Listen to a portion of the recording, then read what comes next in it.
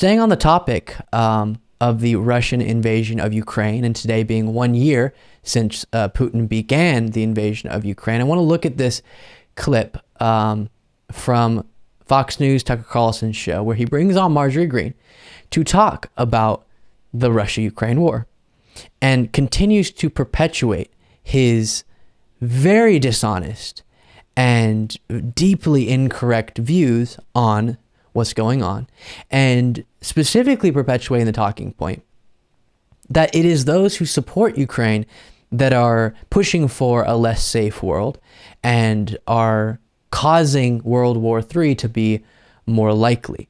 And we'll talk about why what he's saying here is so dishonest in a little bit, but first, here is the beginning, and then we'll jump to the Marjorie Greene part. Look, and they can't defend this, of course. Only a very tiny number of Republicans voted to stop this insanity before it destroys the economy of the United States and triggers World War III. And they've been punished for it. And a lot of Republicans care, because on MSNBC, if you're against World War III, you're an agent of Putin. Watch. 10 House Republicans voted against. Okay, so then he shows segments from MSNBC, or a segment. And, oh gosh, that laugh. Oh no. To convey the idea that the only way to have a safer world in this moment is to leave Ukraine to stand alone and just say, Russia, do what you want to do. We're not going to get involved, is delusional. It is delusional. And instead of me breaking down the specifics of that now, let me show you the Marjorie Greene part and then get to that. We're on Putin's side. It's funny how the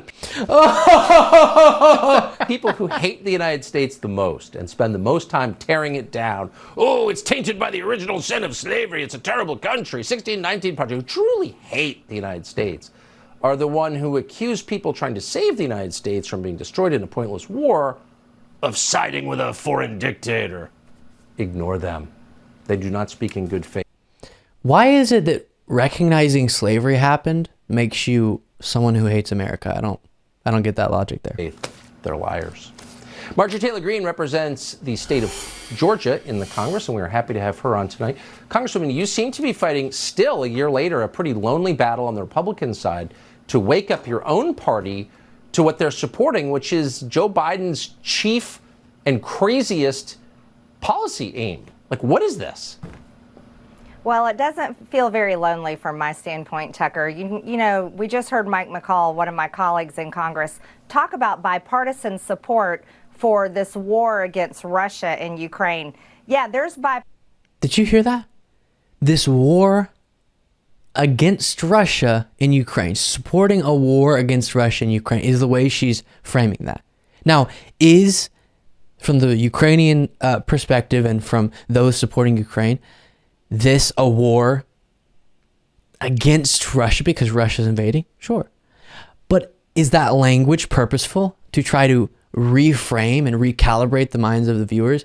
Not that she thought of it that specifically, obviously, but what vibe she's sending with that is that there's some malicious intent on the part of those who want to help Ukraine defend themselves. That's what this is.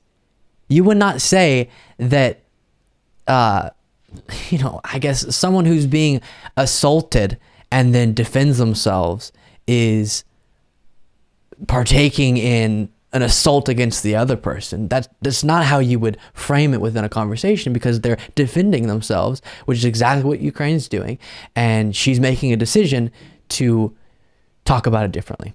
Bipartisan support among the American people, and that's support for our country, our border, stopping crime in our cities, reducing inflation, and making things good in America again. There's not bipartisan support among the American people for fighting a war in Ukraine that does nothing for Americans except force them to pay for it. You know, I'm really sick and tired of it, and so is everyone else. Here's the problem. The problem is that the warmongers and our supreme leaders in the Biden administration are so clueless, they are so stupid, and they are so disconnected with what the American people want that they are literally going to lead us into World War III. And I don't want to be on that train anymore. I am not interested in it, and neither is anyone else. You're one of the few people that tells the truth like the American people feel and talk and think on.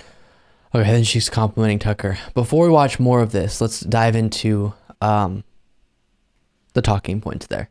So, doesn't make sense to say that World War III is being pushed for by people who want to defend a country that's being invaded. No.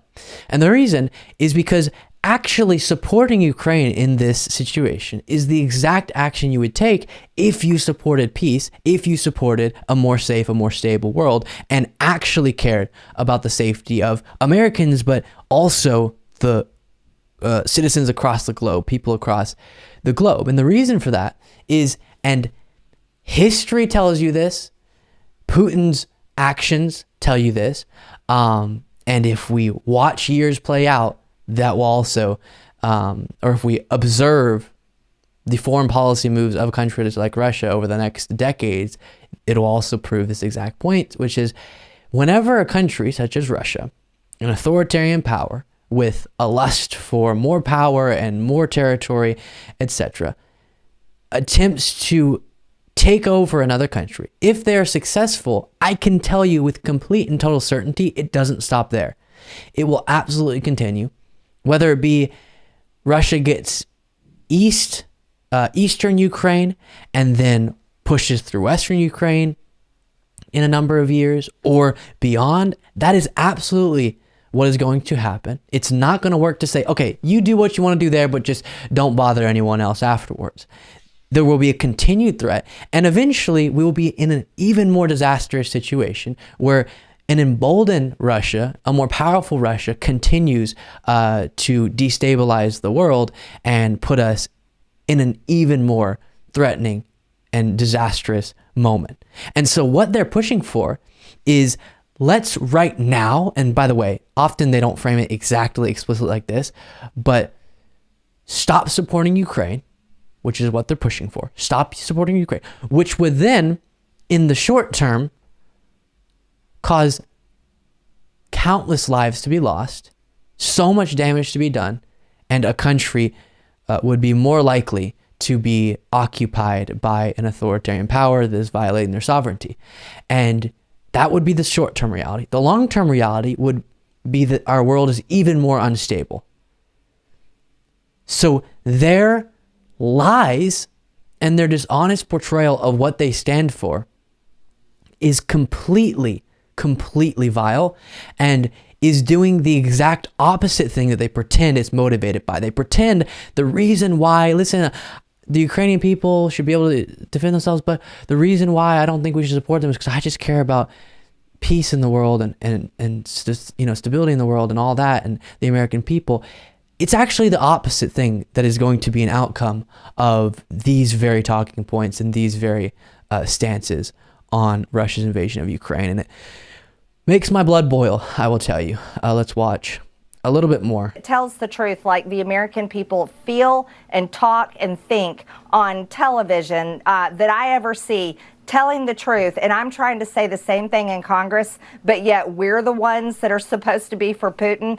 I don't think so. You know who's for China is the Biden administration and the idiots that I work with in Congress that are leading us into World War III and going to hurt America like never before.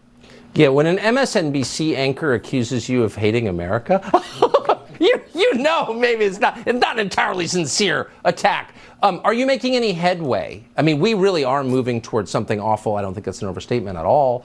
Do you see any of your colleagues on the Republican side in the House coming around to your position? Well, I'll be introducing a resolution of inquiry on Friday, actually, tomorrow. And this is something I introduced in the previous Congress. Every single Republican, including Mike McCall, voted in favor for it. So I'll be introducing that on Friday. Let me tell you what it's going to do. It's going to force Congress to give the American people an audit. And that is exactly what the American people need, an audit of Ukraine, because we have no idea where all this money's We got to audit Ukraine, guys.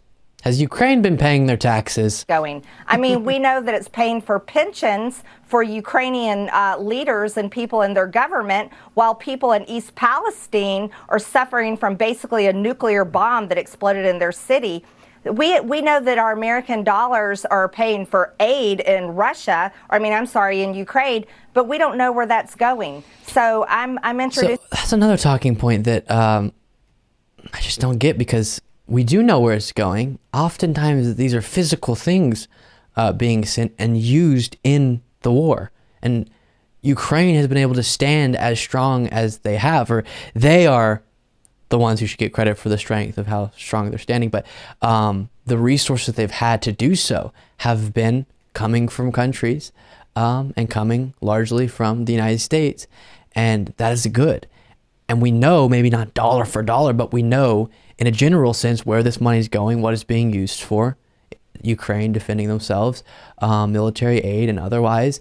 And why you'd be against that is pretty hard for me to get my brain around. And I get why people are skeptical generally of just sending money to different things around the world, and want to have a critical lens of our participation in different foreign conflicts and all of that.